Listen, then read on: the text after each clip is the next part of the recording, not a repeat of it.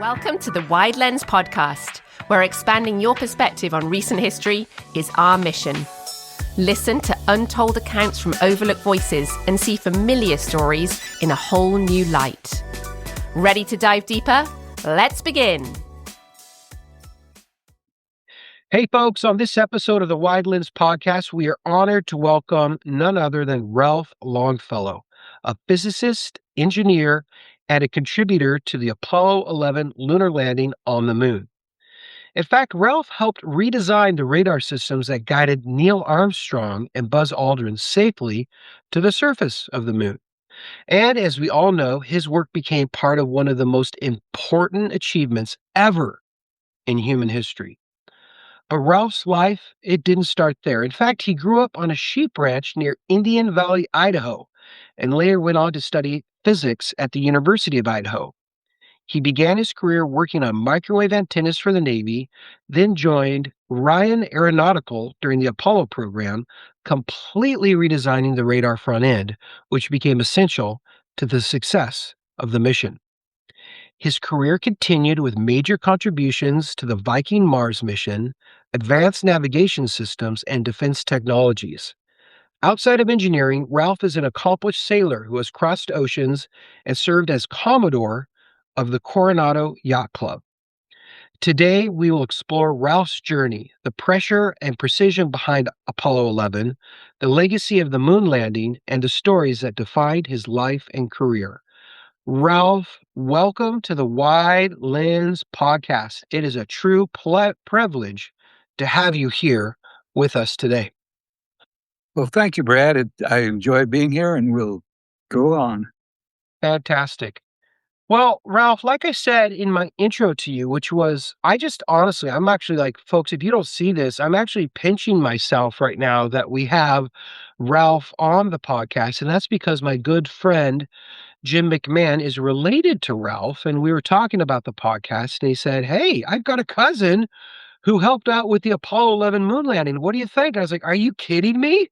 This is perfect for the podcast." So, Ralph, it is such a treat to have you. But before we get to the moon landing, Apollo 11, all that amazing work, we need to really set the stage. And so we're going to do that by understanding your early life and really what brought you through your story to get you into that place. And so, first question that I have for you is, you were, as I shared, you grew up on a sheep ranch pretty close to Council, Idaho. Tell us a little bit like that. What was it like growing up on that sheep ranch? Well, I had two older sisters that cared for me occasionally, but it was a hard ranch. My dad started with 160 acres and let it grow as he built, and we wound up with 3,600 acres there. But I actually don't remember a whole lot other than I followed my father around all the time. It's things like that. I'm really a little out of it right here. This is, to tell you what it was dirt, a lot of dirt. But I had an enjoyable childhood. I don't remember ever being angry. My parents let me do the things I wanted to do that I could do. So it was a good childhood. I'm very, very happy with the way I grew up. Now, tell us a little bit about that sheep ranch. How did your dad grow it to so many acreage? Did he have to hire hands to be able to do that? And then also, if you could make a guess, not going to hold you to it, but if you could make a guess, what was the number of sheep once you had the most sheep on that ranch? What would you guess that number of the flock to be? And what the heck did you guys do with the sheep? Well, he started with the small band. He actually started with, during the 1930s when I was born, he had 150 head of cattle, and he had about 200 sheep. But when World War II started, he sold the cattle, bought more sheep, and before he moved the outfit to Oregon, which he did in 52, he had over 2,000 head of ewes, which made two bands of 1,000 ewes each. And when we take them to the high country in the summer as two bands, the ewes and lambs together would be about 2,500 head, because there'd be 1,500 lambs and 1,000 ewes in each band. Was that a pretty large sheep ranch for that area? Was he known as the sheep rancher, or was that pretty common to have such a huge band like that? That was pretty common. Dad knew other sheep owners who had bigger bands. Some had just a start, but he had enough bands to have a good life. What would you say, like, what were the jobs that you as a boy had on that sheep ranch? What did he basically, I'm guessing you probably had to wake up super early and he gave you a big old set of chores to do. What did it look like for you specifically on that sheep ranch? What did he have you do? On the ranch, as a young child, I just would get things. I was a gopher. Go get me the hammer. Go get me the shovel. Go get me this. That was my job as a 5 or 4 or 5 year old boy. I later grew into tasks like milking the cows. I learned how to milk cows. I learned how we had horses, so I started riding horses at a very early age. I would go on one of the horses and go out and get the cows and bring the cows in for milking. But when I was in school, we lived in town. I lived in town with either my sister, sometimes with my sister, and me would stay at my grandmother's house while we were in school. It wasn't until I was 10 years old that my dad bought a home in town, Council, where we would live during the school year. And Ralph, how big was Council? Was that a pretty small town, but just Yeah. big compared to the ones around it? Council was the county seat of Adams County, Idaho. It was probably the largest town north of Weiser. Weiser was larger than Council. Council had about 800 population, 700, 800 population. Adjoining towns to the south was Cambridge, which was probably around 600, 500, 600. And north and Meadows was probably around 400. Those, So Weezer's famous, Ralph, you know this, it's famous for a fiddle festival that still goes on to this day. Did that exist when you were a kid?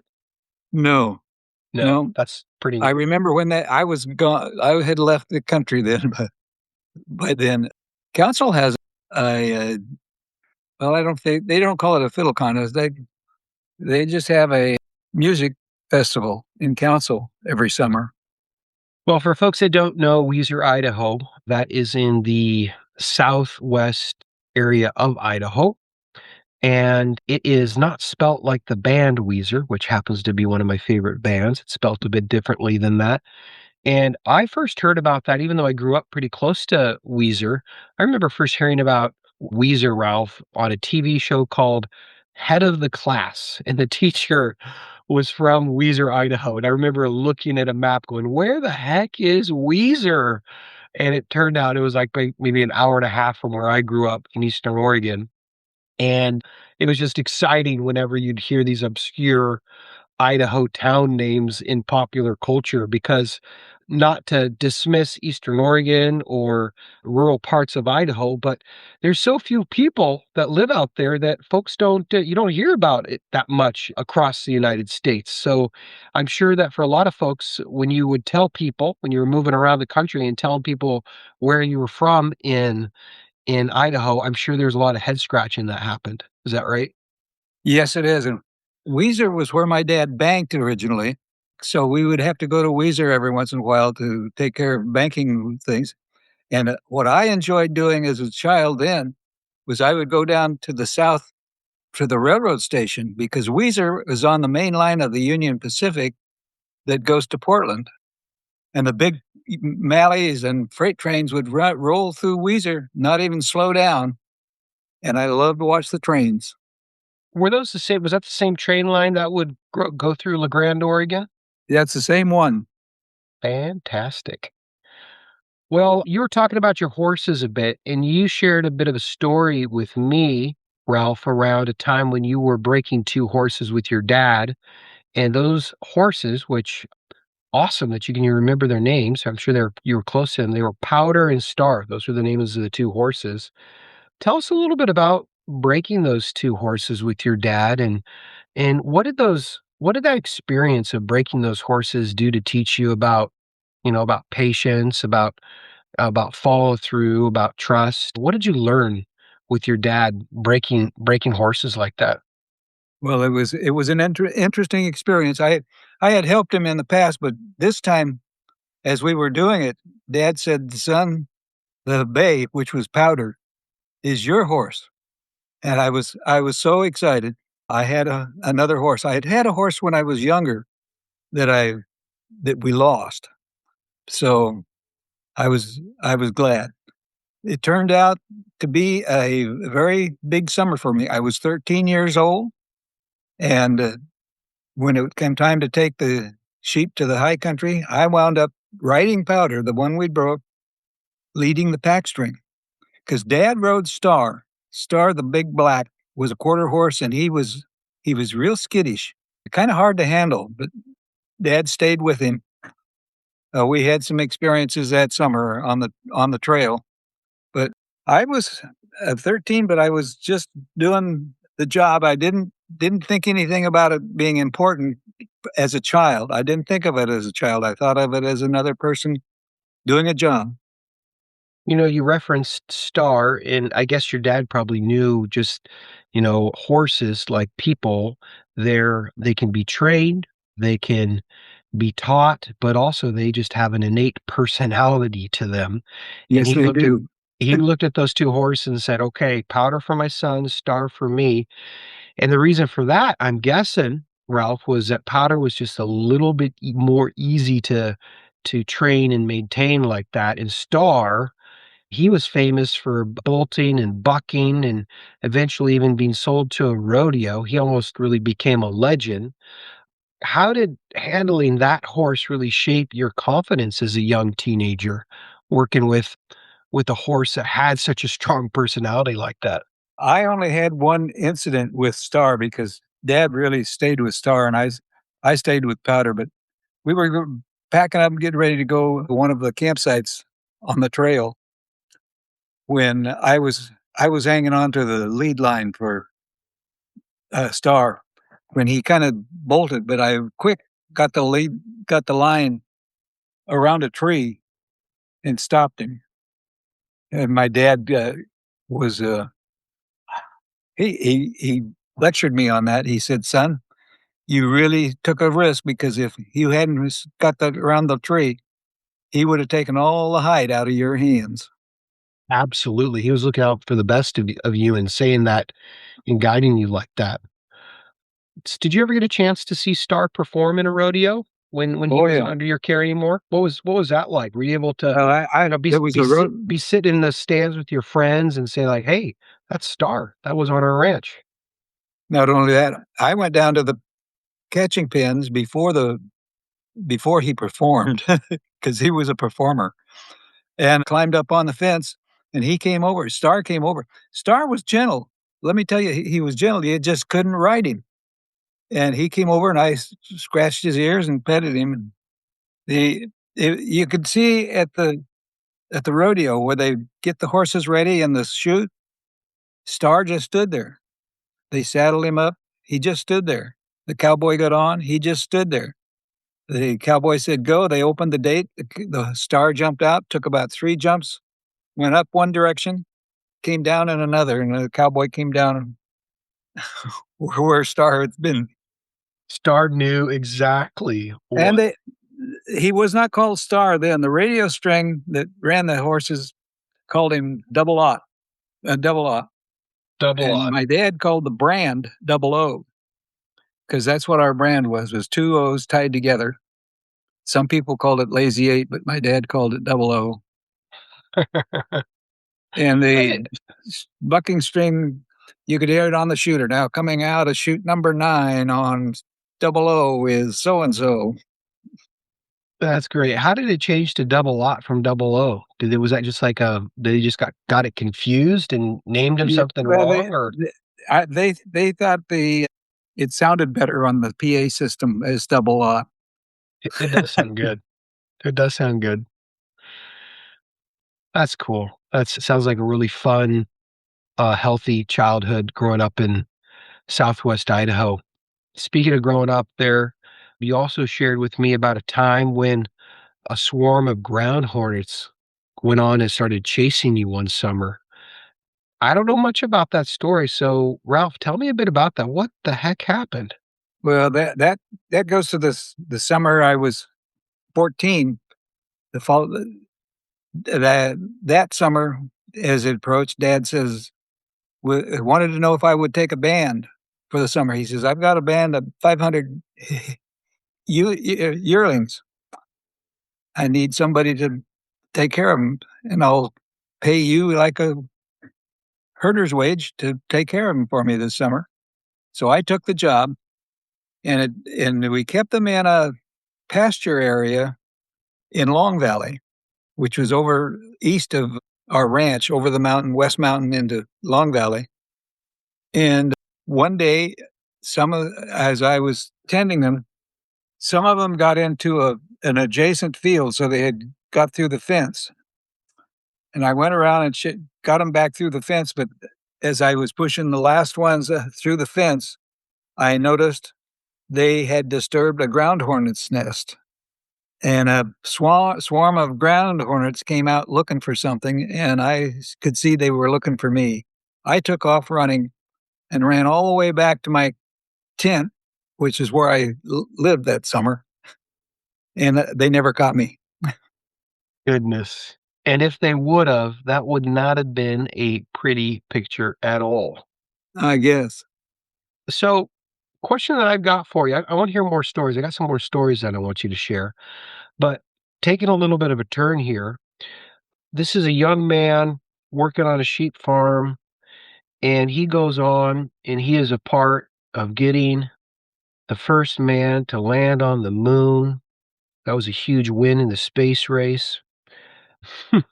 You were probably a really interesting kid on that farm, and you really loved the simplicity and the value that ranch life brought. But tell me a little bit about, like, your love of science as a little boy, and maybe your love of science and physics, and how did you start seeing that really take shape when you were on the ranch? Can you remember, like, I've got 3 kids myself, and I've encouraged them to really step into their natural passions that they have that are good and that are healthy, and you had a passion for science, and it just came real naturally to you. How did that take shape in such a peculiar place like a sheep ranch? Well, there's always something that with your curiosity. I don't remember this particular story, but my mother has told it several times that I can remember through her. I I don't know what age I was. I think I was about 4 when I was pestering her in the kitchen. She decided to get me out from under her. She took the old broken alarm clock and gave it to me with a little screwdriver that came out of her sewing machine. She said, I was in there in the living room for a while. Quietly, quietly, quietly, she went in and found out, and there was that alarm clock in pieces scattered all over the floor. How did she respond to that? Did she She basically did. She just went back to. She says, "Well, that's got him busy. I'll have to clean that up." But the next time she went back, it was back together, and then it worked. So you were able to take that thing apart, figure out how it works. This is, of course, before the internet where you can follow a tutorial. You had to mentally watch it disassemble, and then you had to mentally take that same artifact and pull it back together again. And that's something that sounds like it came real natural to you, and you really enjoyed it. I probably had the ability to see where the parts went when I took it apart and know the difference in one part from another part and just put them back together like I took it apart. And in doing so, clean the dirt out of it or whatever it was that had stopped it. How And did now your it worked. how did your dad deal with that, Ralph? I mean, he's a man who owns this big sheep ranch. He's a real practical man. He grows it to a pretty large size, and he has this son, and it sounds you were the only son, is that right? That's correct. So you're the only son, and in his mind, this little baby boy comes and says, "Okay, I'm gonna pass this sheep ranch off to him. I'm going to teach him to live and be like me." And then he sees that he's got a boy that really respects and loves and enjoys being with his dad, but has his very different talents and gifts and desires than he has. How does your dad deal with the fact that your dad was a real practical man and he has this little boy who's incredibly cerebral and really inquisitive like that? Was that hard for him, or was that something that he encouraged? Well, he encouraged my curiosity, and I think he realized. Well, he didn't really. He tried a number of times to pique my interest in the business. Mhm. One time when I was a sophomore in high school in January, he took me out of school and we went to the Wool Growers Convention in Chicago. What was that Now, like? What happened there? I had no interest in the meetings that he went to and the things. So I got on the L that we were staying at a hotel, which is in the north end of town, and rode the L into the loop, got off, walked around the downtown Chicago for a while, looked at everything and got back and spent the day just exploring. Mm, mm. So that was a second time. The first time was when he had me take a band for the 3 months in the summer.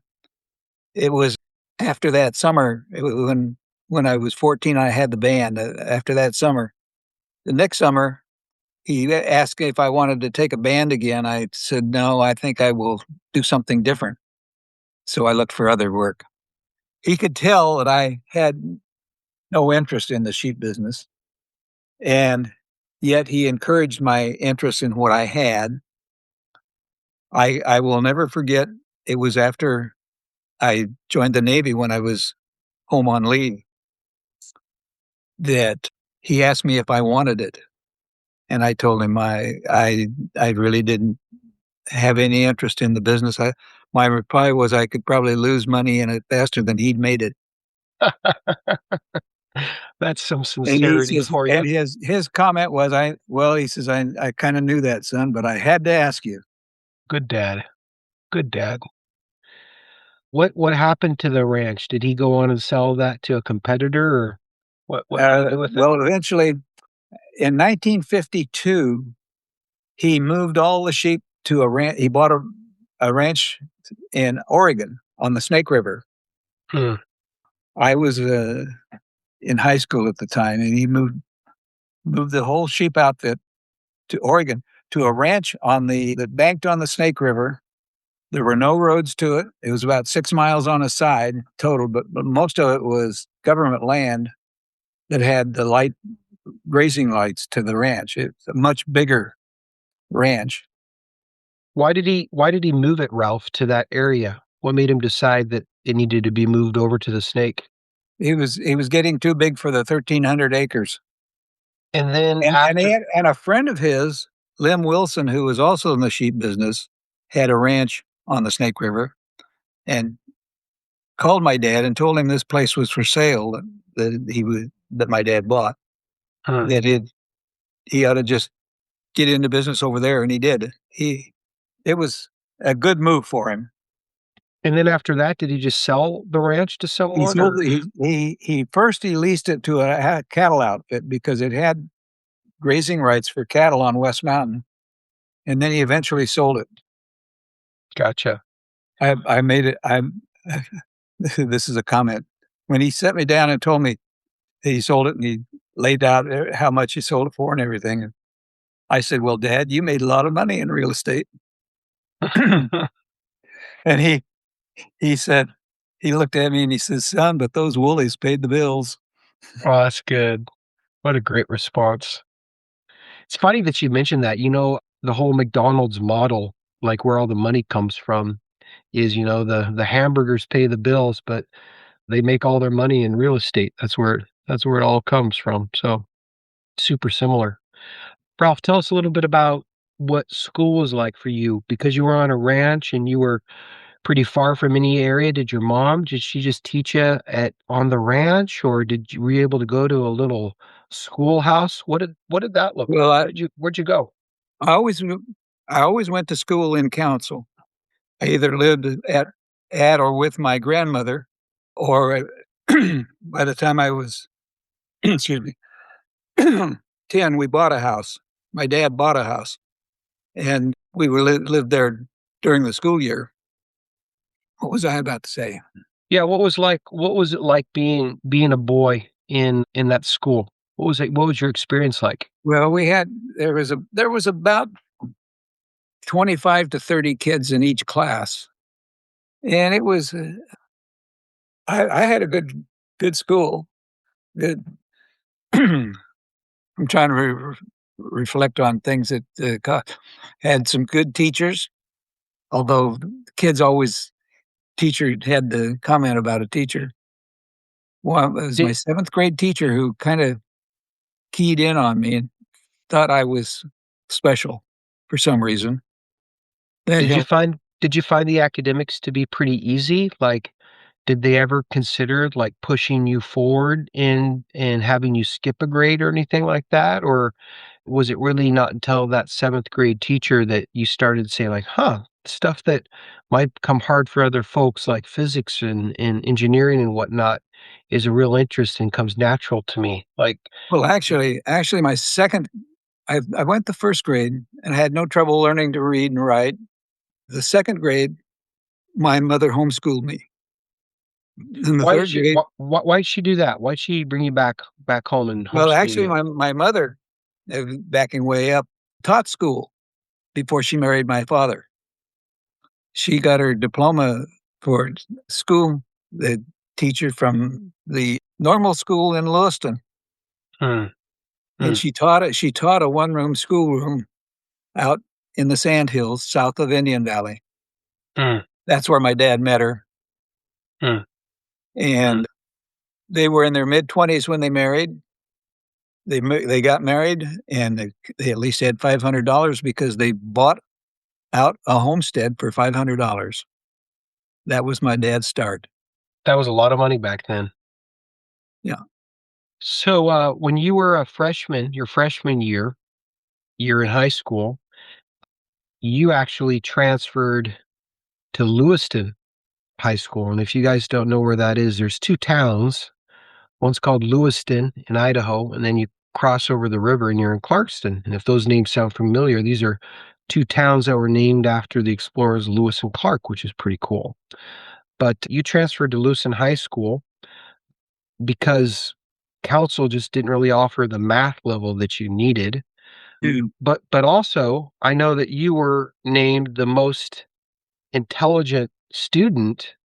I can't believe that they even they would never do that these days where they say, "That kid is the most intelligent," but you were named the most intelligent kid your freshman year. And so my question for you, Ralph, about that is, how did them denoting you in front of all those other kids as, "This is the most intelligent kid that we've got," how did that recognition affect your confidence, and how did that affect your direction academically?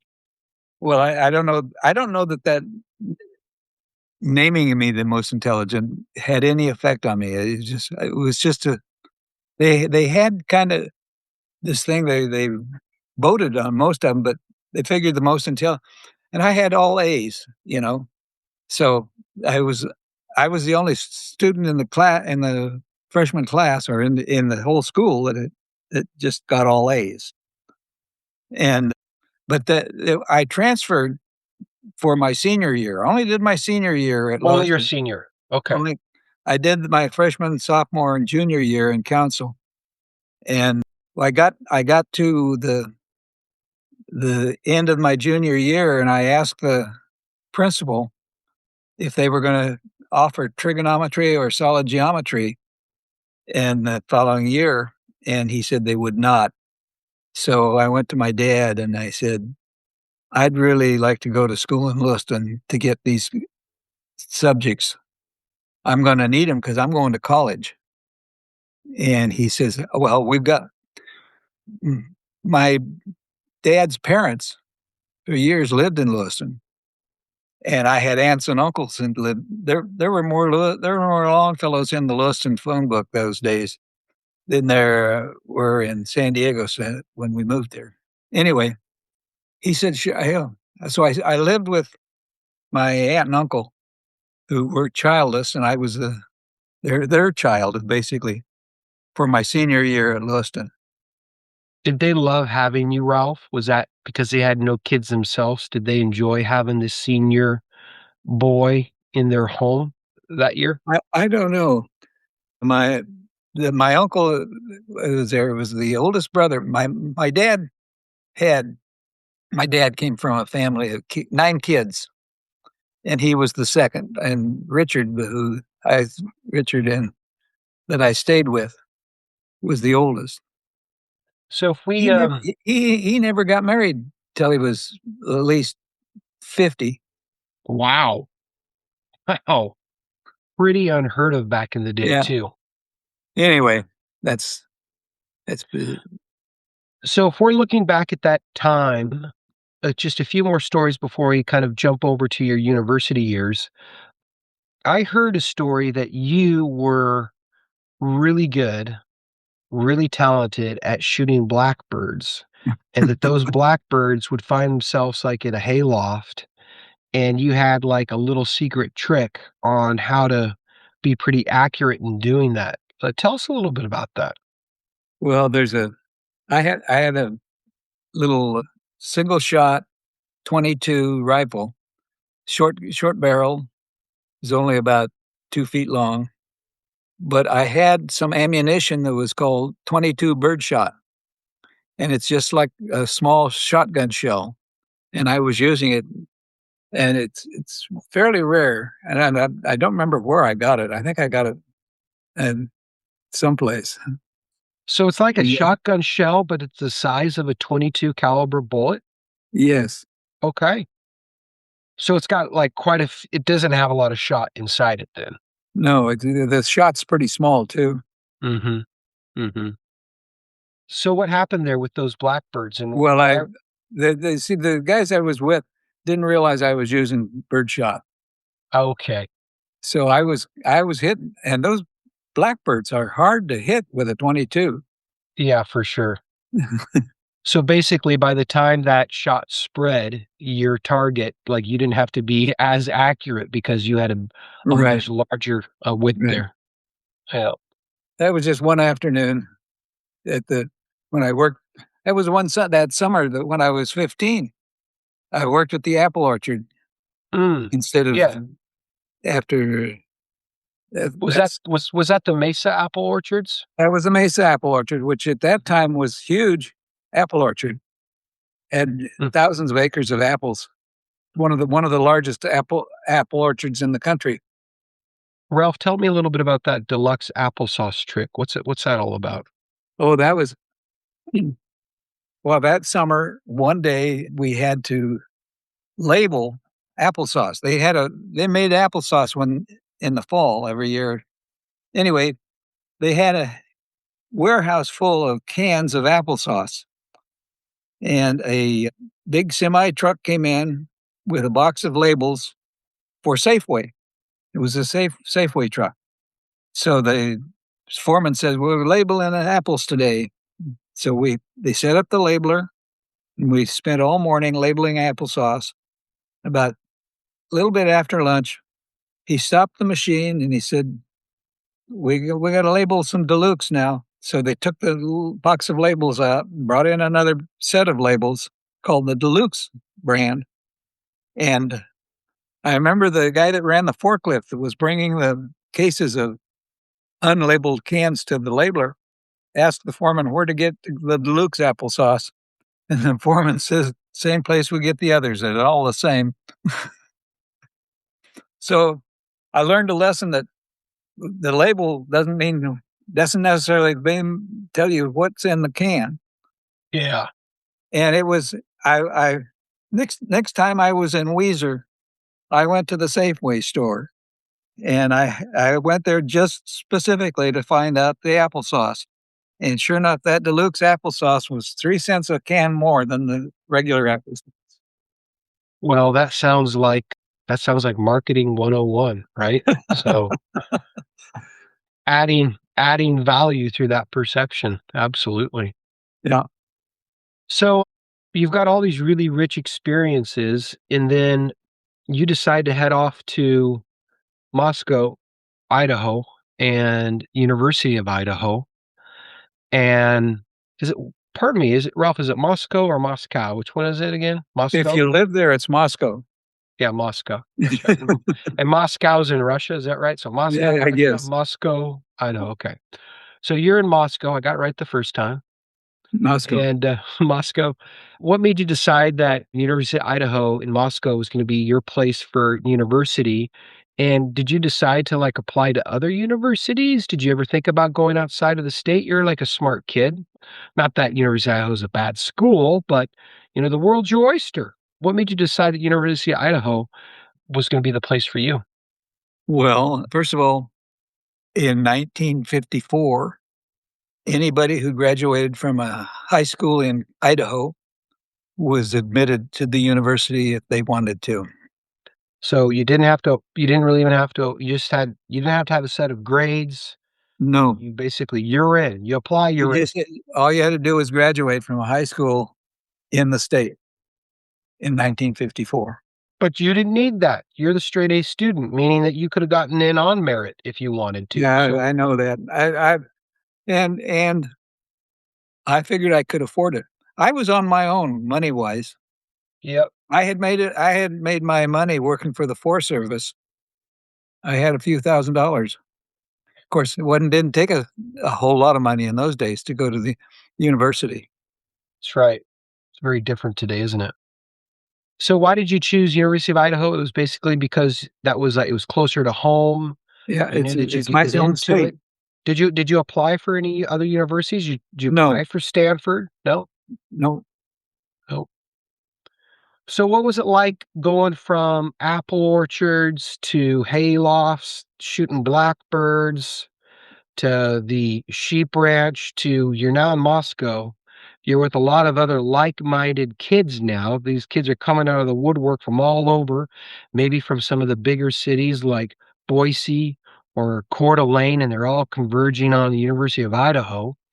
And you're studying physics there. What was it like being there? Was that a bit of a shift for you? Was that something exciting? It should have been, but it wasn't. Mm, I didn't have to really study hard in high school. Everything came pretty easy. School was difficult. It took a lot of effort. My problem in those when I was 18 years old was I wasn't ready to exert a lot of effort. mhm. I wound up getting very poor grades, and How long did that last? Those poor grades, did it last for years, or was that just like a one semester thing? semester, once One semester. after one semester and the start of a second semester, I finally decided that I need to cool down. I need to get my head on my shoulders the right way. And I joined the Navy. Then I told my folks I joined the Navy. So is this like some ROTC program where you're in college and you join the Navy at the same time? No, I dropped out of school and I dropped out of college and joined the Navy and wound up coming to San Diego Was that because you were so poor in school? Is that and are you like, "This just isn't a good fit for me?" Like, what made you decide to join the Navy? Well, I was running out of money.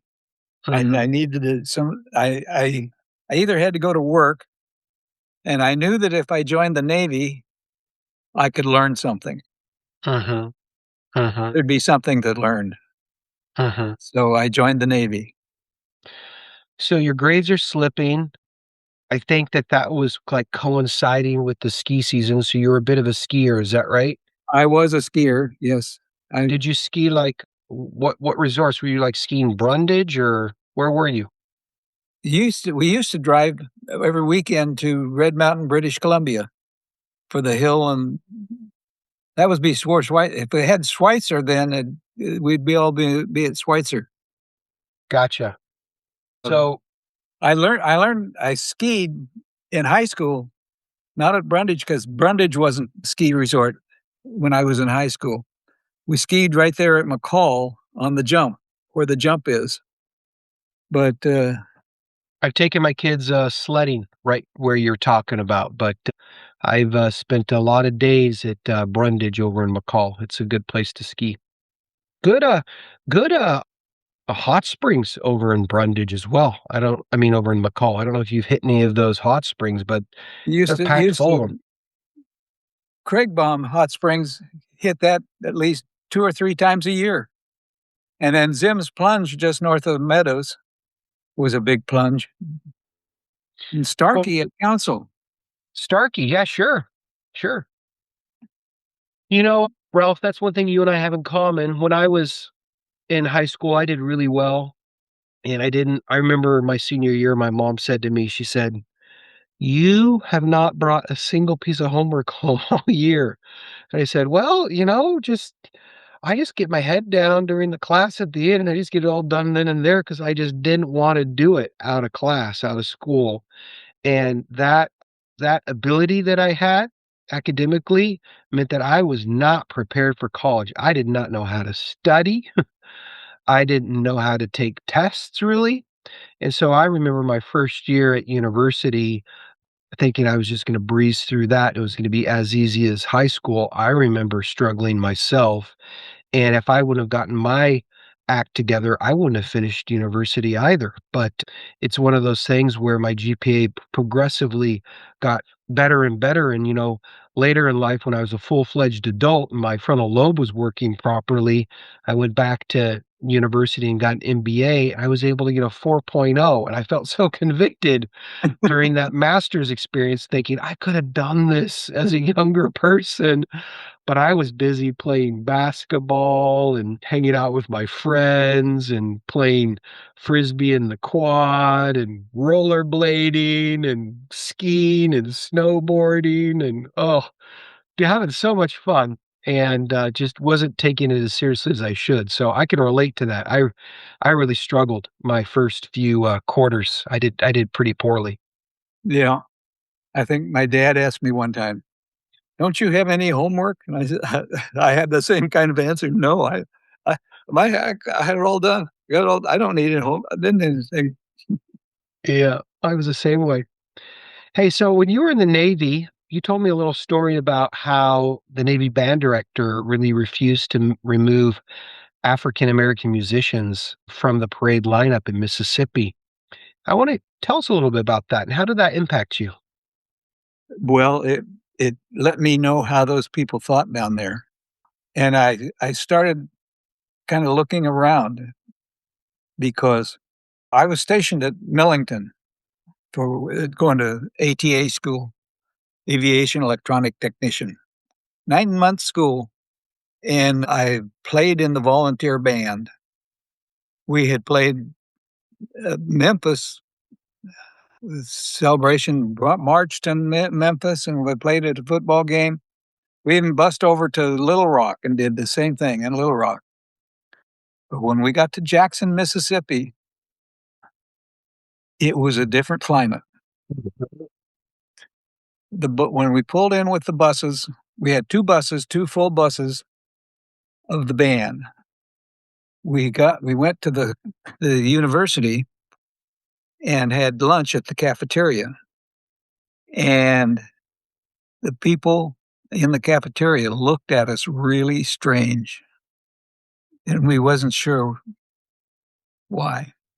But when we got ready to get ready to march in the parade, and we were in our staging area, the band director was missing. Pretty soon he showed up and he had us gather around and he told us he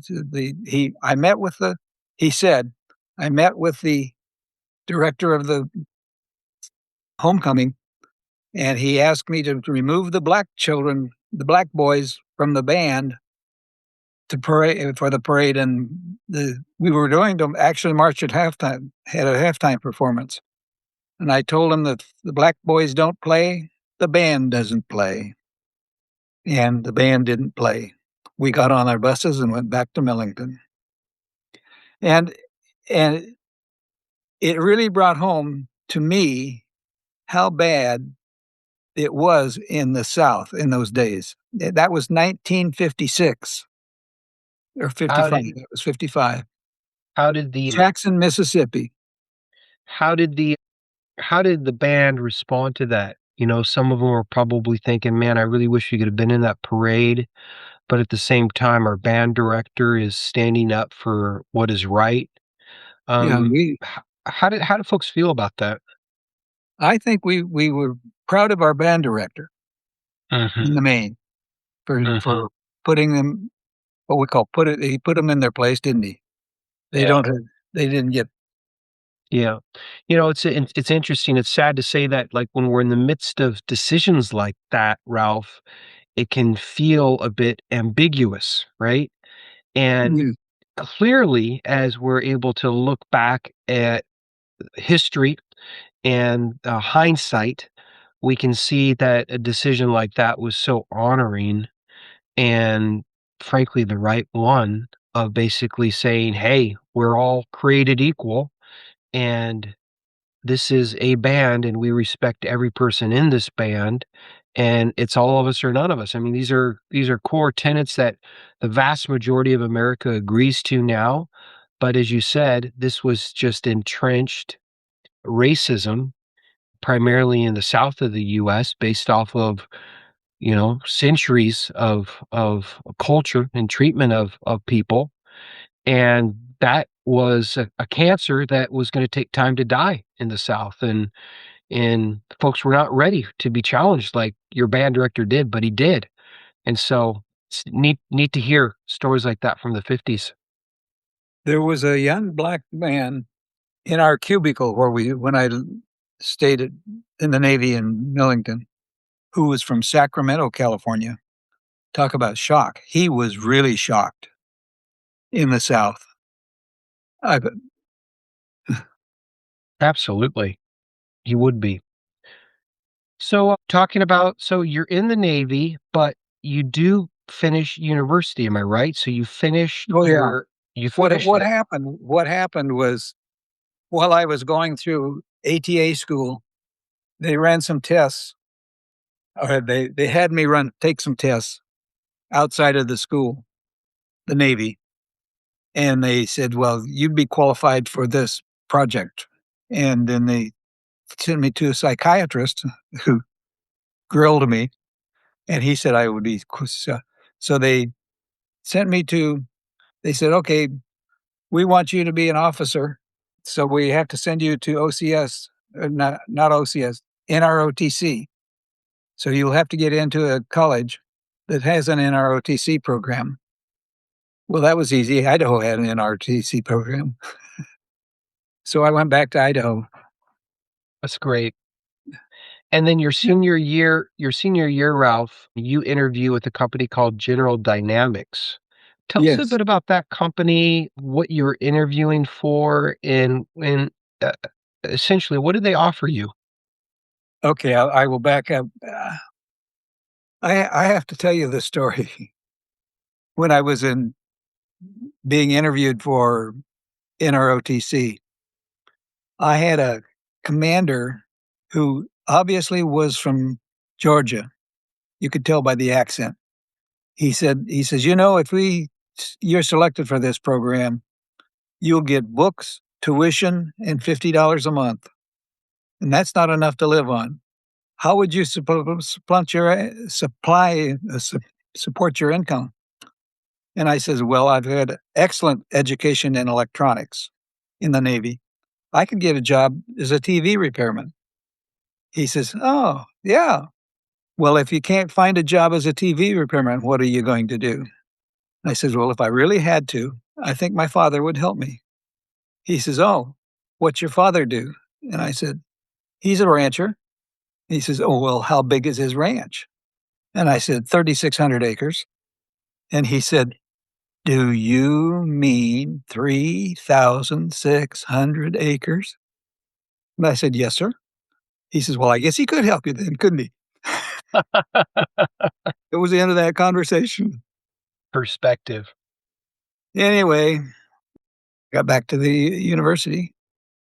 And then General Dynamics came. Oh, General Dynamics. They interviewed you. What was that all about? I'm going to say I did get a job as a TV repairman. Okay. And I was working for Haddock and Laughlin there in Moscow. And I was not only doing TV repair, but maintaining the city cable system, TV cable, and working on the antenna system that they had, learning about antennas. And I was fascinated. So, which led to, during the interview with General Dynamics Pomona, the interviewee says, well, what's your main interest? And I said, electromagnetic wave propagation, because I was doing some experimenting on my own to get rid of ghosts on the TV. So I was playing with the radiation, and he said, we've got just the place for you at General Dynamics. I didn't know what he meant, but when I got down there, I found out I was in the antenna group and working on antennas. I first had to learn what the antennas they had, how they worked, and then I got to design them. So that brought you down to Southern California, am I right? Yes, in 1960. Which is where you're at today. So can you believe you've been there for 66 years? You've been in Southern California? I've been in Southern California since 1960. Unbelievable. 66 years. 66 years. So you were working for General Dynamics Pomona, and then you came to work for Ryan. Tell us a little bit about that. Ryan Aeronautical. Some of my design work at GD was phased array. And I saw an ad from General Dynamics, and I forget what it was in, looking for people with experience in phased array antenna design. So I sent them my resume. They sent me a letter and said, come on down. We'll pay transportation. Come down to San Diego and interview. Spend a day interview, which I did. And they made me a great offer. So I tendered my resignation at General Dynamics and came to Ryan Aeronautical in San Diego. Did you I enjoyed Ryan because it's an old classic. Ryan built the Spirit of St. Louis. Oh, neat. Wow. And so it's a long phenomenal time. History. Yeah, it built a lot of trainers, PT-22s for training during World War II. And they built a single engine private plane the Navy on after that. Anyway, there was a big plant down right by the airport, but there was another plant up on the hill where they did the electronics work, and the antenna group was there. That's where I worked for. Did you know, Ralph, at the time that when you basically rose your hand and said, yeah, I'll work for Ryan Aeronautical, that was going to be a path that led you to work on the Apollo mission? Did you know that? Or did you just think, no, this is just a natural progression based off the talents and background that I have? It was a natural progression. I didn't even know that Ryan built the landing radar when I went to work for them. When did you first hear about that? Well, I I don't know. I don't remember hearing about it at all until I wound up in the director of engineering's office. Yeah, I guess I knew they were doing something. Turns out, see, when I came down and I started to work at Ryan, I was in the antenna group, and they didn't have a particular project to assign me to, so they let me do some testing of stuff I wanted for my own, and ideas that I had in my head. And then they called me and he says, "Well, we need some tests run on these diodes, and since you're really available, we'll let you run the tests." So I ran a bunch of tests and wrote a report on what the results, and I submitted. And then I went back to my other task that I had, and I got a call from the director to go to the director of engineering's office. So I went to the director of engineering's office, and my report was on his desk. And he said, "I read your report, and you're telling us the they won't work for what we're doing." And I said, "Well, that's what the report says. Whatever." He says, and he kind of went through a little bit of history about what it was. They were duplicating the system they used on the Surveyor, which was a landing radar for the Surveyor, but they had a much stringent requirement. And the diodes they were using on the Surveyor would not work for the diodes they're using on the Apollo. He says, "What do you think we ought to do?" And I says, "I think you need to redesign the front end." And he kind of hemmed and hawed and says, "Yeah, you're right. And now you're working for me." What happens, Ralph? Okay, so a few questions. First question is like, I find it amazing how, and I don't know if folks know this or not, but we're in a space race with the Russians. Yes. And this is basically showing like superpower supremacy and who's jockeying for the top spot in the world. And the space race was kind of like a flag out there saying, hey, if we can do this, it's just basically showing that we're the superior culture and country. And frankly, we were getting some firsts, but the Russians were getting a ton of firsts too, like the first man in space, not an American, it was a Russian. And so I'm assuming that the Russians at the same time are trying to get a man on the moon. Are they looking into the same type of technology that you are, but we're just like in a siloed place where you're of course not working with scientists from the USSR? What did that look like? Did you feel like was your world wide and you were engaging with like Europeans, like the British and Canadians, and everyone's kind of come together? Or were you just in this small little Ryan Aeronautical group that's like, we got to figure out how we can make the lunar landing radar work? Like, what did your world look like when you were trying to figure out this problem? I reflect back that Kennedy gave us the goal to put a man on the moon before the end of the century. Or not Boy, we century. boy, we got close. We 5 and a half did. months. We did. We accomplished it. It was 69. It wasn't 70. It was 69. January 1, 1970 was our target to beat, and we did. Yeah, by what? About 5 and a half months or so, right? Right. So it was really anytime we heard that kind of talk about behind schedule or tight, where it was the goal that had been given us to accomplish. I don't know that we were even worried about the Russians putting a man on the moon. Mhm. We were only worried about and You were just dead set on doing your job. we just did it with brute force too. Mhm. You were making a comment with Artemis. Yeah. Artemis is technically far superior to what we did, and in the 50 years, the difference in technology is phenomenal. Mhm. Mhm.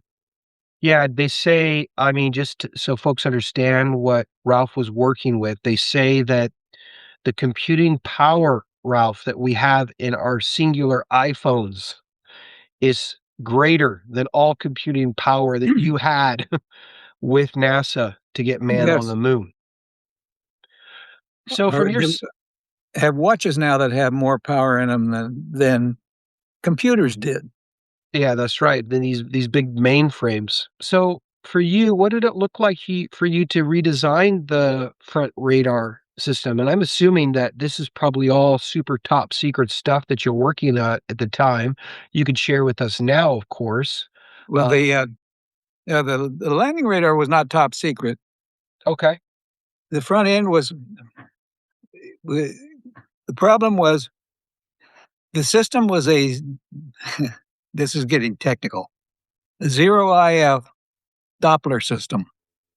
So any noise, static noise, white noise of any kind messes up the signal at low frequencies. So I was looking for a way to reduce the front end noise. And from your side, Ralph, what did you do to ensure that that new design would perform reliable in like lunar conditions? Like, how did you know that what you were building was going to do the job once it came down to it? Well, you don't have any problem between atmospheric and non-atmospheric conditions for electrical signals, but we had to find something that electrically was low noise that we could use. There, it was a question almost didn't use what I wound up using because some people thought it wouldn't survive in space. Hmm. Hmm. Uh, What made them think that? it's germanium, a material, an atom that has characteristics that that too active, I believe, is something.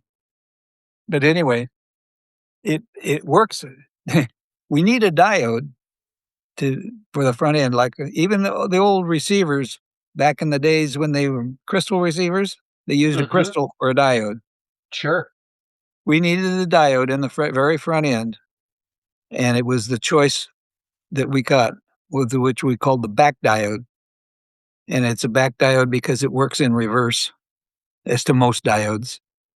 Uh, What would you say, Ralph, like as you were building this, how confident were you in that final system before they launched it? Were you pretty confident that what you built is going to do the job yes, on the moon? Why were you so confident? because I'd run so many tests. We'd run all kinds of electrical tests, temperature tests, vacuum tests. We had a large vacuum chamber at Ryan that we put the system in and make sure it works in the chamber in a vacuum. We vibrate it, make sure it'll withstand the vibration of the rocket, the rocket that is fired during the landing to keep it from falling has a big bell. The landing radar is mentioned right beside it.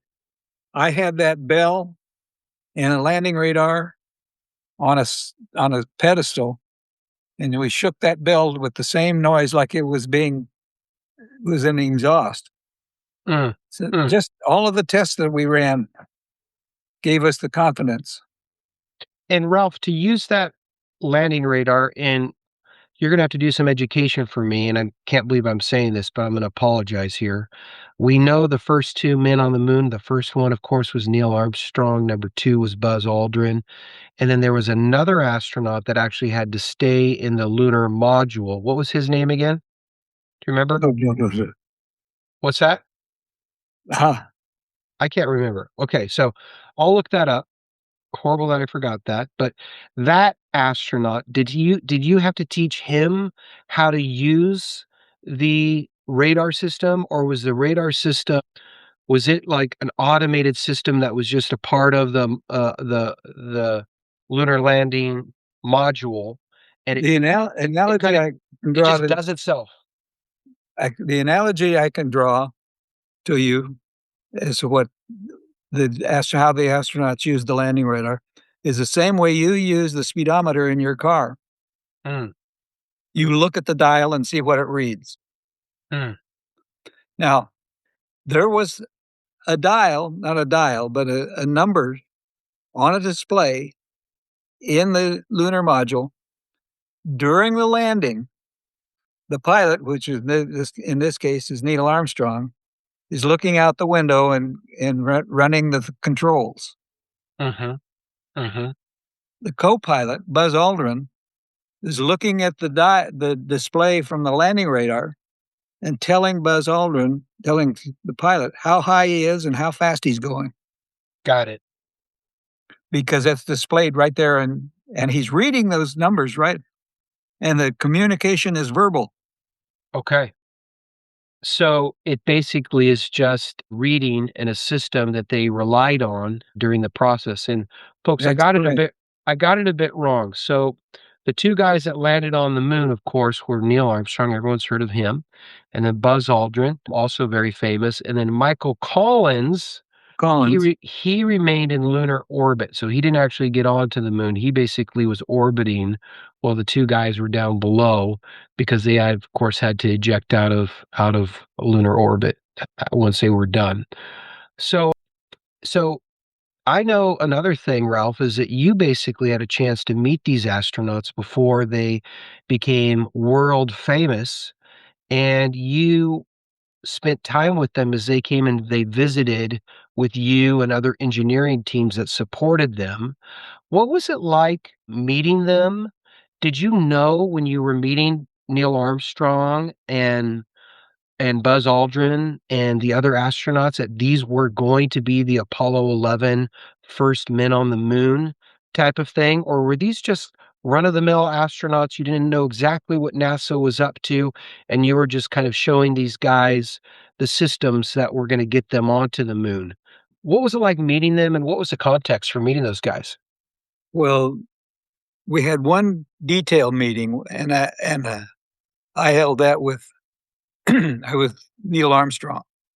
Other astronauts I met at Bethpage, Grumman Bethpage in Long Island, where the lunar module was assembled and the landing radar tests on the lunar module were there, and astronauts would visit Grumman and go through training there with the lunar module.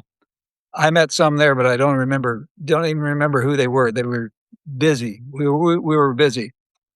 But I had to remember Neil Armstrong because he came to Ryan to see how the landing radar worked, and it was my job to show him how what it was and how it worked. We had a lot of meetings. The thing that impressed me the most, I think, well, two things. One, he asked a lot of intelligent questions. Mm, mm, I don't remember exactly what they were, but I just remember when I walked away from the meeting, I thought, yeah, he's really aware, and until you know. But the thing that impressed me, I don't know if you remember the Gemini phase of the whole Apollo program. Neil Armstrong was one of the Gemini astronauts, and they docked with a booster stage that was locked. And it was a docking exercise to see if they could dock and how they would dock. And they docked and then went into uncontrollable tumbling. They had to unlock, try to regain stabilization. And because that they had an emergency landing in the Pacific instead of waiting to go to the Atlantic.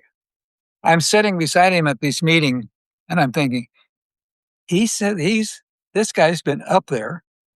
He's been in an emergency up there and solved it. Well, if we have an emergency, he'll solve it. mm. A lot of confidence in him as an astronaut. So, with Neil Armstrong, did you know that he was going to be the first man on the moon when you were briefing him in this meeting, or No, you did? He had no clue. no clue. Hmm. So your systems, Ralph, get integrated into the lunar landing module, and we, in July of 1969, just as you shared so well, were ready to go. And on the 20th of that month, we descend down onto the moon for the very first time in human history, and we put a man on the moon. Where were you on that momentous day? I was in our family room watching the television, like 2 o'clock in the morning. I forget what time it was here, but it was middle of the night. How did you feel? How did you feel I felt knowing? really good. I knew it would happen. I had another similar experience earlier with Apollo 10. You know, Apollo 10 went to the moon and orbited. So did Apollo 8. Apollo 8 went to the moon, just went around and just came back like Artemis did. But Apollo 10 actually orbited the moon a few times, descended slightly. They turned on the landing radar and it locked up on the surface of the moon. So you knew by Apollo 10 that Apollo 11, your system was going to work. Yes. Our requirement is somewhere in the books, the requirement that the landing radar had the ability to lock up onto the surface of the moon at 50,000 feet. In other words, they had to be looked off at 50,000 feet on their descent. So when It locked up, Apollo 10 locked up at 100,000 feet. mm, mm, more than enough. It's what we call a 3 dB advantage. So Ralph, when it's going for the real deal, we're getting Neil and Buzz onto the surface of the moon. What were you listening for, watching for as the radar locked onto the surface? Or were you just watching the feed like everybody else? And did you just have to assume that the system was working properly? No, I was listening to Buzz Aldrin because he was So, reading the info off the landing radar. hmm. And what was going through your mind during those final moments before they landed right on that, right on the moon? Just, I guess I was just listening to those, hearing those words down at 10, down at whatever, listening. How'd you It feel? was How'd you feel when you heard the final words? The eagle has landed. How did that make you feel?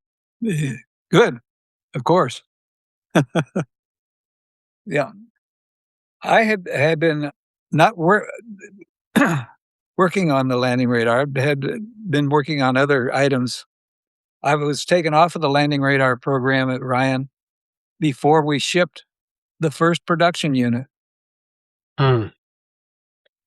So when did you think, Ralph, from your side, when did you have like clear, sober reflection on the fact that what you'd been a part of on that team, and I love that you basically dissecting their plan and saying, "Hey, this is just not going to work the way you got it tooled up right now. You need to rebuild it." When did it sink into you that the work that you've been a part of and the talents that you had been used to make human history, right? This is a moment in human history that will never, ever be forgotten. When did it sink in that you'd been a part of something so monumental like that? I don't know. I've never. I know I've just been one of thousands of people who've been involved. We've all played a part. I think of the technicians that work for me. They really put their heart into their work. Everybody, especially, and it was a massive team effort. Mm, mm. They say when he landed, he said, "One small step for man, one giant leap for mankind." And you were one of thousands that put Neil Armstrong and Buzz Aldrin on the moon. But that one giant leap for mankind, you were mankind. You were a part of that story. Yeah, And that's pretty. That's pretty incredible that you were born at the right time, with the right interests, with the right inclination, that you did poorly in college, that forced you to go off to the Navy, that brought you back to Idaho, that taught you to work on some antennas, that finally brought you to Ryan and brought you to this experience to be able to add the knowledge that you had acquired in a very unique, almost serendipitous way to build a tool to get these two guys on the planet. Yeah, I mean, on the moon, pardon me, on the moon. on the moon. It's incredible. Ralph, it's incredible. You know what I find amazing Well, too is that I don't know if you know this, Ralph, but they brought a piece of the Wright brothers plane with them, and they had that with them during this landing. And it's just absolutely shocking that within 1 century, the very start of a century, and then 2/3 done with that century, we'd move from many people being skeptical that aviation was even possible. Some folks didn't even believe it was possible for a human to fly in a plane, let alone get into space, all the way to putting a human being on the moon. That is an incredible amount of sophistication, technology, and advancement in humanity in such a short amount of time. and we should read our sci-fi authors because one of them is going to be as smart as Jules Verne was over 100 years ago. It's good. If you read Jules Verne, he predicted it all. That's right. He sure did. And that was back in like the 1870s, I think, something around then, Yeah, about 100 years before. So, Ralph, you lived through lightning storms and lookout towers. I know that's the case. You yeah. also you also survived really dangerous fire jumps.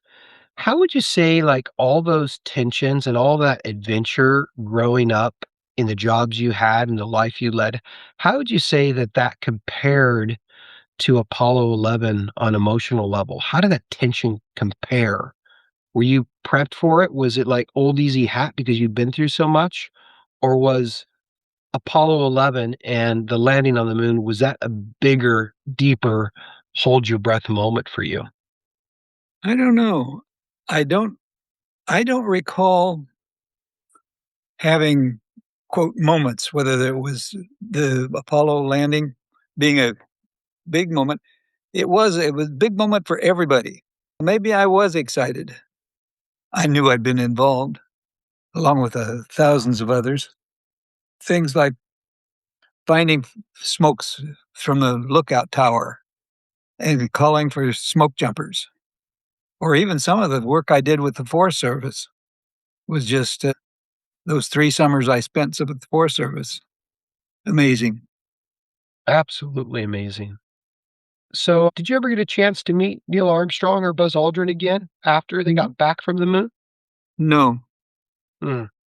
I was scheduled to go to the launch of Apollo 17, but one of my other projects that I was working on at the time had a critical moment and I couldn't go.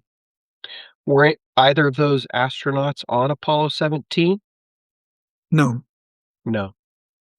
It's interesting how Neil Armstrong really batted away the limelight afterwards. I think he went on to become a professor at a university somewhere in the Midwest, and he wasn't really interested in interviews and talking about his experience being the first man on the moon. But he surely, regardless of how much limelight he wanted to or didn't want to be in, it was such a significant moment, just like you shared for all of us. And that's why connecting with him and hearing him share that story was so important to us.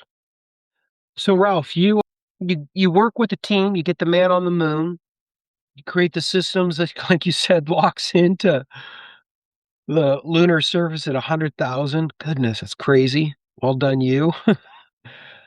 And then you move from Apollo to Viking Mars missions. how did your work on Apollo lead to your role in the Viking Mars mission, and what did that look like? I know we're jumping to a new mission, but tell us a bit about that. Well, it was a different system, but it worked. The Viking got there. There was a Martin Marietta, not in Georgia, but at Colorado Springs, Mm. built the Viking landing radar. Well, they didn't build we built the landing radar for them. Ryan did. And for you, what did it look like for you on the Viking mission? You were I you was were just a design specialist that kind of looked over their shoulders okay. and either told them they were doing it right or wrong. And remind us a little bit about the Viking Mars mission. What was that? Was that basically just us sending a probe out to take photos of the surface? We weren't landing Mars in the Viking missions, were we? Yeah, the Viking 2 landed. Viking 1 didn't, but Viking 2 landed. Did they attempt to land with Viking 1 and it No, failed? Or no, it just orbited Mars. got it. Got it. So there was just like there's a bit of a difference with Viking because of course that was an unmanned landing on Mars. And so the technology and solutions that you guys had to build out were totally different than the Yeah, lunar landing. but more akin to the Surveyor landing, which I did not have a thing to do with. It was all over with when I got to Ryan. Ryan built the landing radar for Surveyor Mm, that landed on the moon. mhm, mhm, That I have a picture that the Ryan artist painted for us. The It shows the Surveyor. I forget which Surveyor it was, and it shows the lunar module and the two astronauts. Now, there's an actual photograph that shows the Surveyor, the lunar module, and one astronaut. Only shows one astronaut because the other one was running the camera. of course. So it's unique. The painting was done before the s- Apollo was launched, Mm, and mm. that was from Apollo 12. So you work on the Viking Mars mission, and then you start to take a lot of your learnings in technology and experience. And I think I remember you mentioning to me that you worked and adapted some systems for like minesweeping during the Vietnam War. Well, Remind me a bit about that. there was a system. It was a commercial system called Radist, and it creates and actually creates like a grid that you can track left, right, you can track on for navigation and water or any place, but it requires two transmitters like Mhm, Loran, mhm, but it's commercial.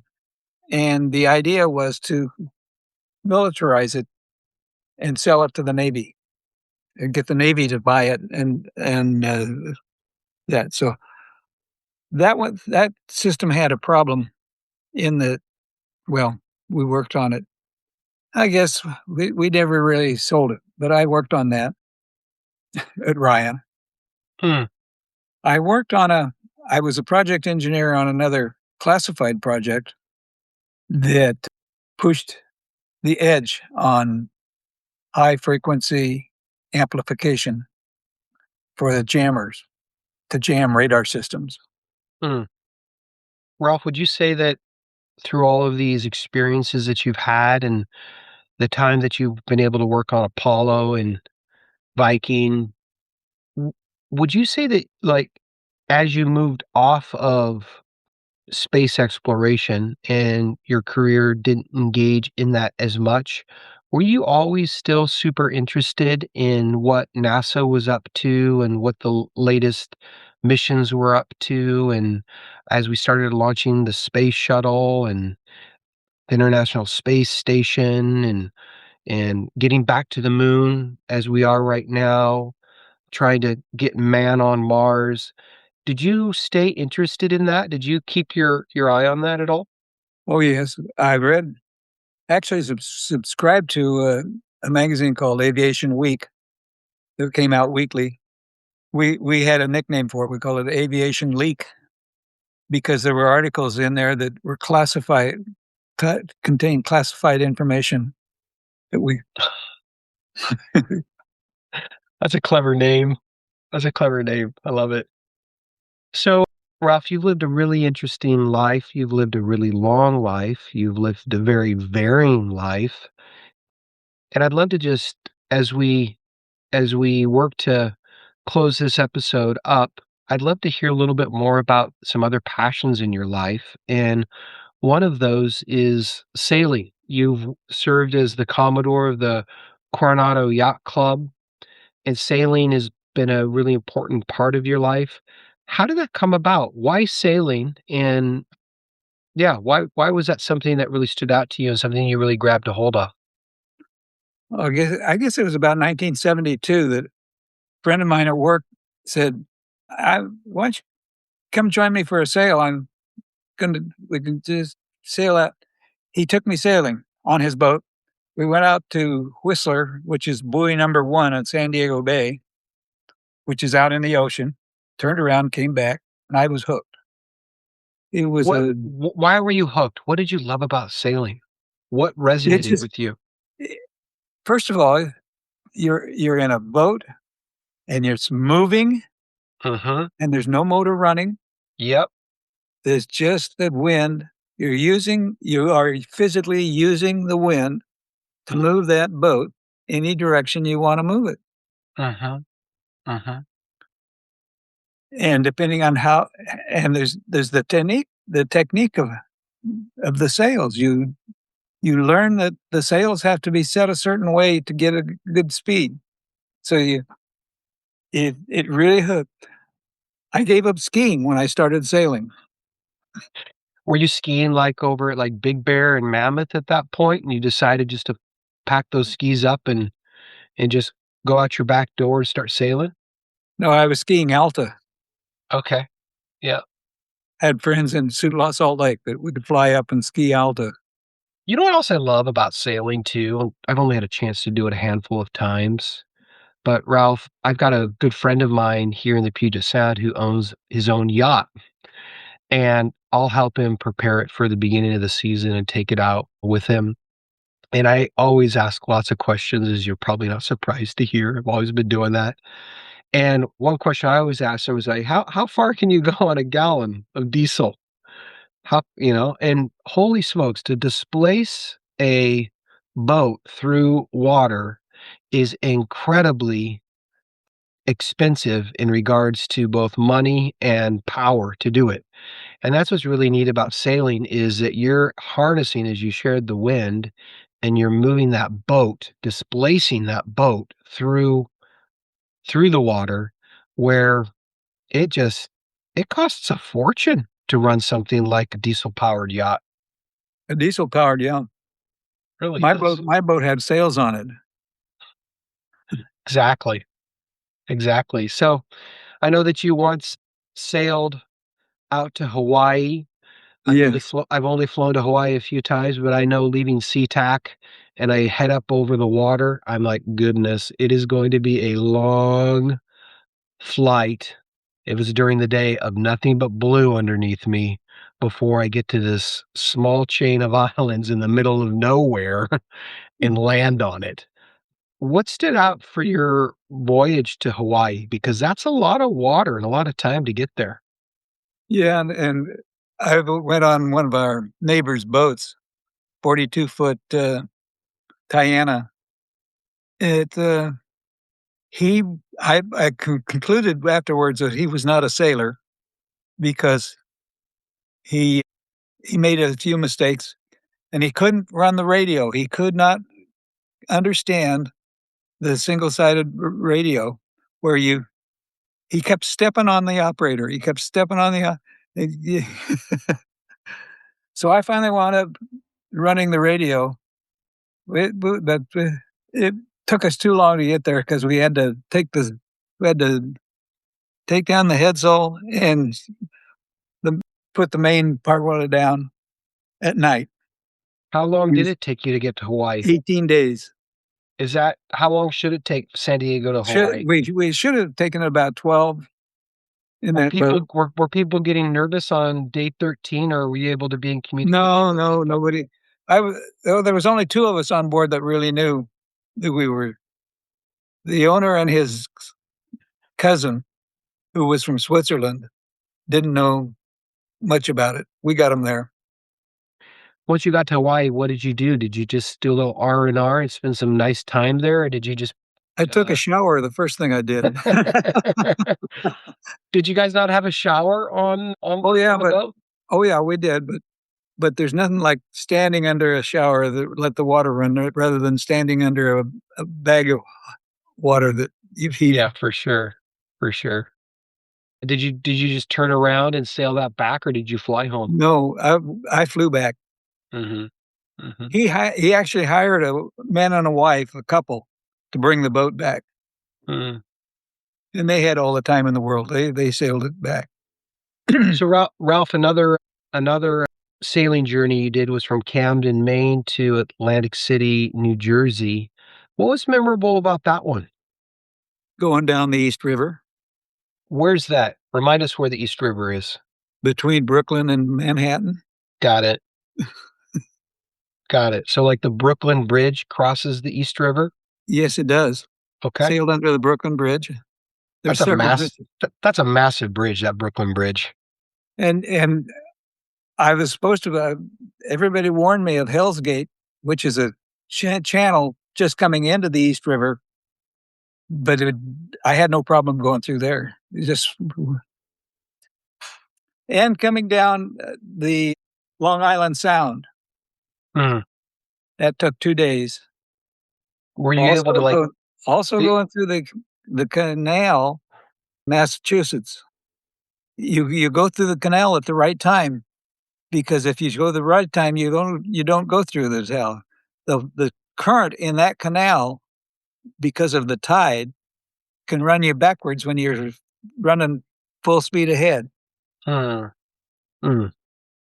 Sounds like a lot of adventures. And then how about serving as Commodore for the Coronado Yacht Club? What kind of responsibilities did you have when you were doing that? Oh, I guess the big thing is to make sure all the parties are right. Sounds about right. Everything else is pretty well set and dried just by the numbers you do it. But the Commodore has to be at all the parties. And I did something unusual. Is all the yacht clubs have opening days, take off from the East Coast when they have to close the yacht club for the day or the year for the winter. They have to close down for the winter, and then in Southern California, we sail year round. That's right. So we have these opening days. They're usually in March and April and May. I attended another 28 opening days in Southern California because you invite all the yacht clubs, staff, the bridge, the Commodore, the Vice Commodore, and the Rear Commodore. This is called the bridge. So I went as far north as Santa Barbara to their opening day, did all of the clubs in Ventura and Los Angeles. Some beautiful areas. Ralph, switching gears a little bit, you had a son, Mark, and yes, he passed away when he was a pretty young man. When he was 12. When he was 12 years old and he was a boy. Tell us a little bit about him and what he struggled with and how that impacted you and how that impacted the family. And tell us a little bit about him. Mark had cystic fibrosis. And what is that, Mark? What is that, Ralph? It's a genetic disease. So Judy and I are both carriers of the gene, and it causes the cells in the body to act in a way that two things are devastating. One, your lungs can not normally cleanse themselves. Mm-hmm. You and I cough up mucus that collects from the lungs and brings all the bad stuff out of them and keeps them clean. Mm-hmm. That does not work in a child with cystic fibrosis.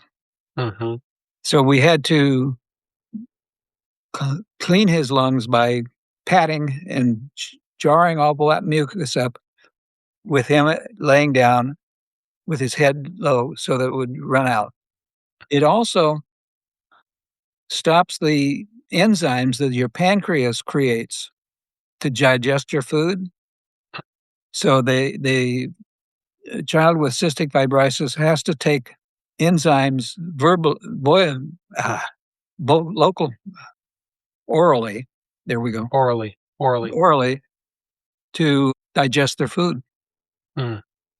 The unique thing about Mark, we had him tested when he was in the second grade. He had an IQ of 185. That's amazing. What's a typical IQ? Well, 100 is average. 100 is average. And then what percentage of the population has 185? I mean, it's going to be pretty small, right? Very small. Yeah.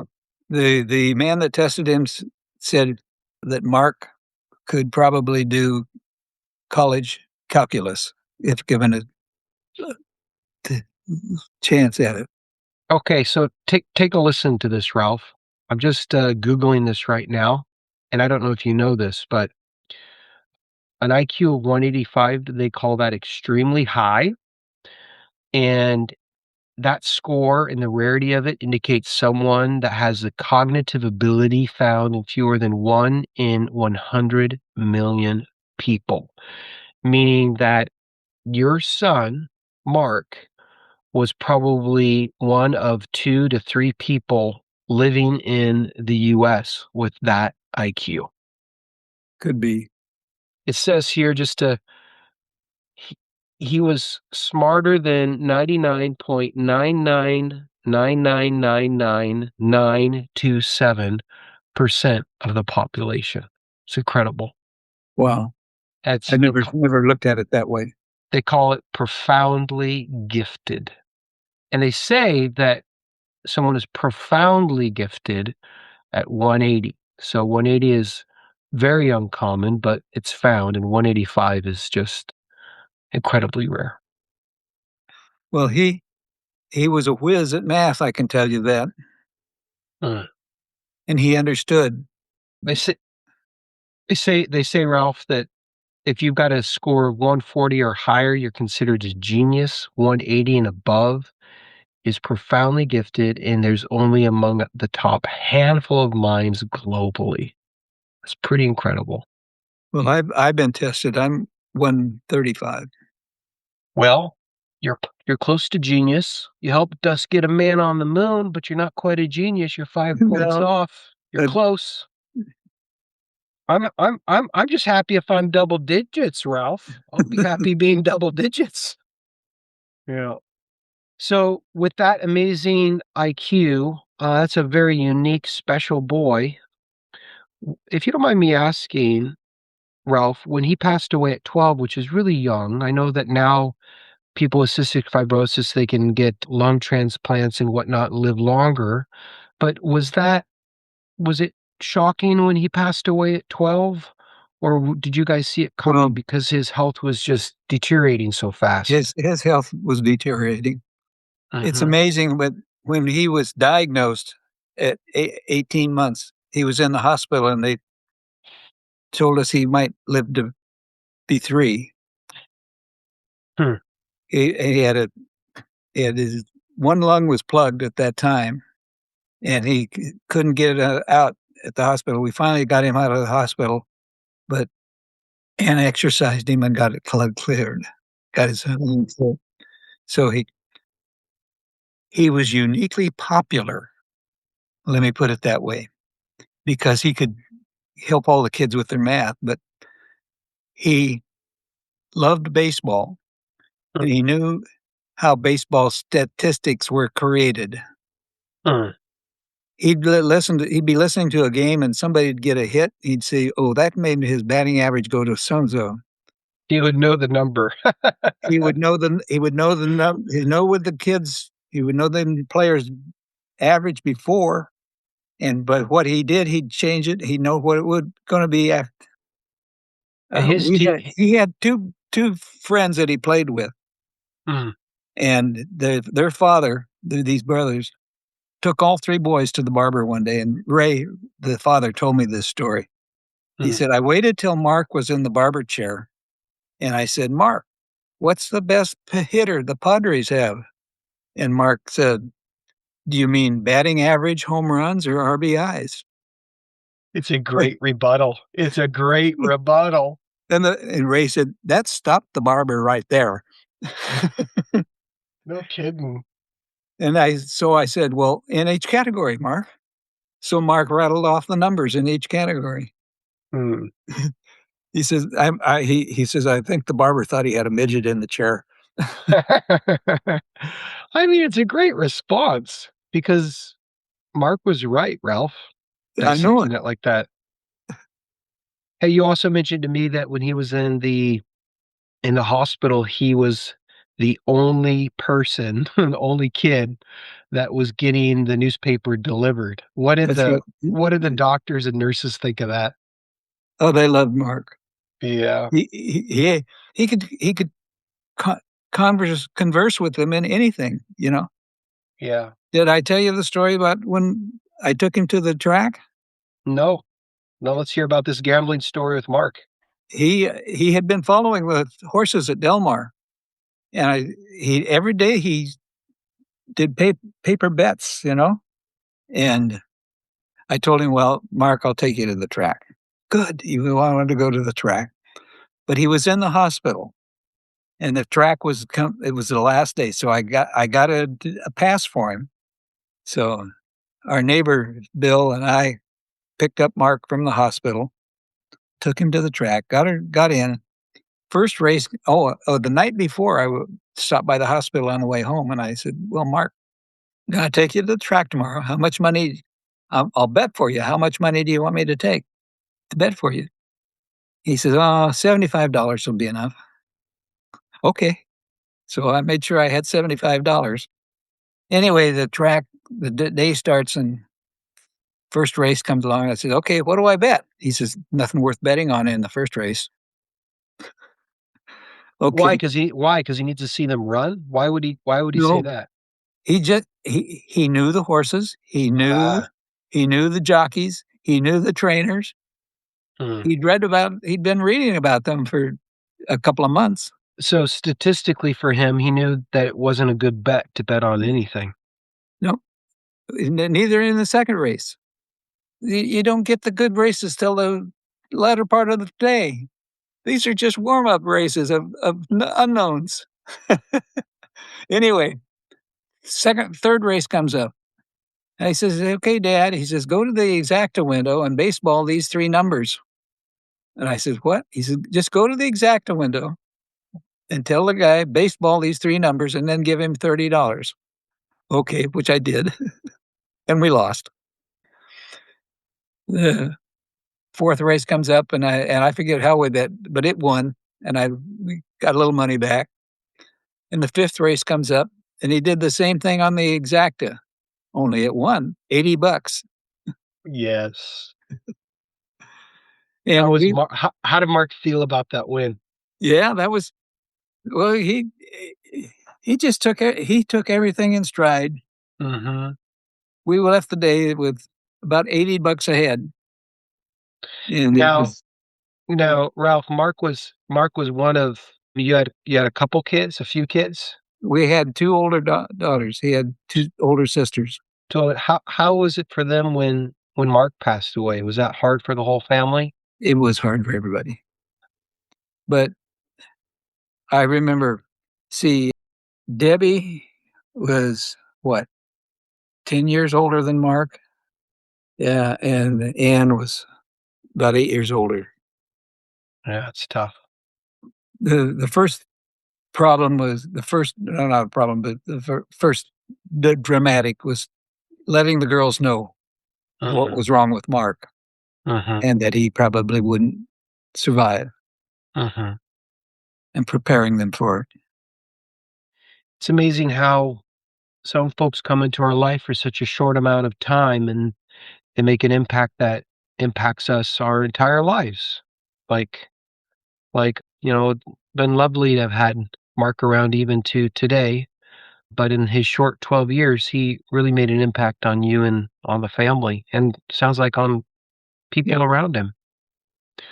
Sure would be exciting, though, a young man with an IQ of 185, just imagining all of the things he would have invented and Yeah. created and You designed and you built. never know. You never know. Everybody wonders You never know. what it'd be like if he survived. Mhm. Yeah. His service was held here at the chapel over at the mortuary, was standing room only. Wow. Wow. He made a big impact on the people in Coronado. Wow. He was known as Mr. Baseball. Mr. Baseball. I have a friend who was a Padre pitcher for quite a few years.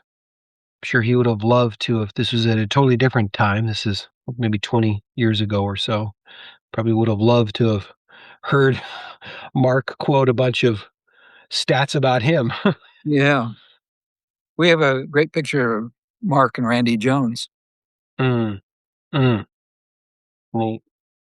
Hey, well, Ralph, as we close this session up, I just want to thank you. I've got just a handful of questions for you, and then we're gonna close shop here. But just really appreciate you sharing your life story, your adventures, what brought you to that moment in history that we can all relate to, the Apollo 11 moon landing. And it's just so special that sometimes when we're in the middle of life, things can feel chaotic or maybe even purposeless. But there was an amazing purpose for this voyage that you walked on as a young man that brought you into the right skills and in front of the right audiences to be able to provide the talents and resources that you have. And that's encouraging for all of us because in the midst of it, like I said, life can be a bit of a head scratcher. But in closing, Ralph, just a question for you is, what would you say? And it doesn't have to be specifically like relating to like the mission itself or getting to the moon, right? But what would you say is like the greatest societal benefits that we have experienced through even daring to do something like getting a man on the moon? How has that benefited us as a humanity, us as a country, as a culture? What do you think? Well, I think it's kind of opened a lot of people's eyes to the fact that we can do those kind of things when we want to, When we want to. that we have the ability, the God-given ability to create things, make things happen, and do phenomenal things. Mm, I love that. How about the Artemis mission that ironically, I think splashed down in your backyard, if I'm correct? Yeah, just off the uh, coast here. yeah, it's so interesting. You said like the technology and everything involved is far superior because we built on that 60 years or so of history. But at the same time, it's amazing how so much of like physics are physics, and that little module that the astronauts are in, I just it looks so similar to the same shapes that I've seen in the past, and seeing those parachutes deploy. I've seen parachutes deploy in the past, and it's amazing how physics will just say, "Yeah, you can get more technologically advanced, and your comms can be better, and your the DPI in your video could be a lot stronger, but still, you gotta get back into Earth through a very difficult atmosphere in a similar way. So some of that's similar, but how do you view the Artemis program in light of the Apollo experience? And what are your thoughts about us even bringing man back to the moon? Because, we got man to the moon in the late 60s and then kept on going back in the 70s. And then we just vacated. And now we got our sights back on the moon. What are your thoughts on Artemis and getting man back to the moon? Well, it's a progressive step. It's just a step to the next phase, which is on to Mars. Right. We have to find someplace to go because someday this is not going to be a livable planet. Mm. We know that its history has changed, and in millions of years from now, or millions and millions of years from now, this piece of Earth will not be livable for the humans. So we have to be living someplace if we're going to survive as Mhm. a race. And So so that, that's a step. You know, we as people are born with some innate desires, and one is the survival. We have this craving to survive. We also have the craving to survive the species. And and this is part of our craving. We got to go there someplace. hmm It may be Mars, it may be someplace else, hmm hmm but we're my working son, on it. my son and I watched The Martian on Saturday night. He's really into space exploration and was always into robotics. And he's incredibly intelligent and he's really into these things as well. And we watched The Martian for the first time together. And my, oh my, I don't know if you've seen that film, but it is pretty inhospitable. And it sure makes you appreciate Earth for what we have right now, an amazing place to live. But you're right. I mean, it is also innate in humanity to say, I want to just strive to go out further. Mars is just, moon's the first step, getting a base there, then a base on Mars, and then if we can figure out how to travel through space in a much faster way, it's out and beyond that. You know, So, final question for you, Ralph, is what advice would you give young engineers who want to work on world changing projects just like you did? What advice would you give them? look for open doors. Hmm. Yeah. I didn't have to look so much as the doors opened up for me. Yeah. But when those doors open, step through. Yeah. That's good. Ralph, the other thing I really like about you is that you really were doing your job. And what I mean by that is you were obsessed over how can I ensure a radar system locks onto the lunar surface and navigates them safely to a place where they land well. And you weren't, at least from my perspective, chatting with you for the last couple hours, you weren't obsessed with being a person that was a history maker as much as you were about doing a really, really good job to get this need met through the technology that you could help bring. And so I think that's just another great insight on life and on you is that regardless of where you find yourself, do your very best Mhm. in what's been put in front of you. Yeah. Yeah. Oh, I appreciate that thought. Thank you. Well, Ralph, we're about to wrap up. Are there any final things you'd like to share with us before we call it a day? Well, it's been enjoyable. I enjoy chatting with you. Likewise. Well, Ralph, it was a sincere pleasure.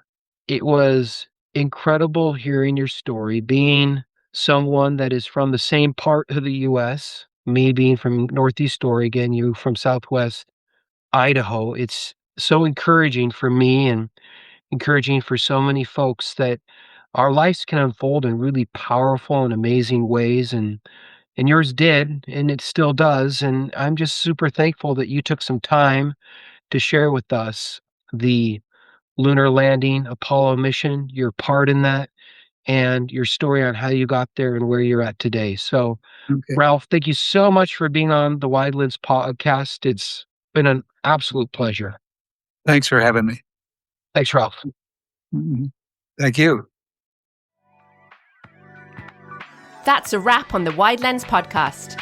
If today's episode broadened your view of history, please follow, rate, and review us. It makes a real difference. A heartfelt thanks to our guests for their story and to Sergei Shadrin for providing the music. Know someone who's witnessed a pivotal moment? Drop us a line at ideas@widelenspodcast.com. Their story could be next. Until next time, keep looking at history through the wide lens.